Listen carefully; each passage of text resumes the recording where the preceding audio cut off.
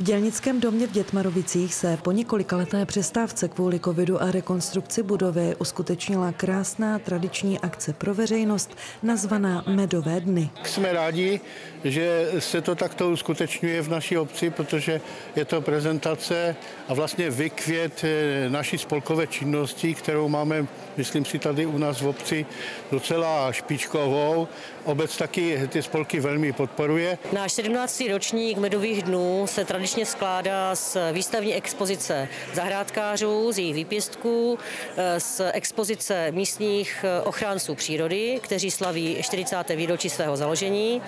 Pak je tady samozřejmě taková historická část, která potěší naše návštěvníky tím, že si zavzpomínají třeba na domácnosti svých rodičů nebo babiček. A pak je tady část prodejní, kdy se schází prodejci nejen z naší obce, ale z blízkého okolí. Všechny prodejní výrobky byly vlastnoručně vyrobené. Návštěvníci si tak jejich zakoupením mohli v tomto předvánočním čase udělat radost sami sobě nebo svým blízkým. Je to moc hezky připravené, líbí se mi to, každoročně tady chodíme. Kvalitní med, pěkné prostředí, káva, čaj, zakusky. Mně se líbí andělci a baňky se mi líbily.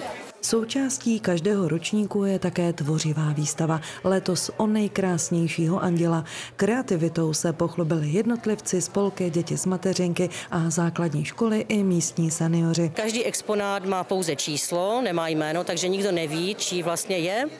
A hodnotí návštěvníci. Vyberou si nejkrásnější exponát, to číslo napíšou na papírek, který dostanou u vchodu a ten hodí do schránky a na konci výstavy se pak spočítají a ti nejlepší 3 jsou vyhodnocení starostou obce. A toto se ti líbí?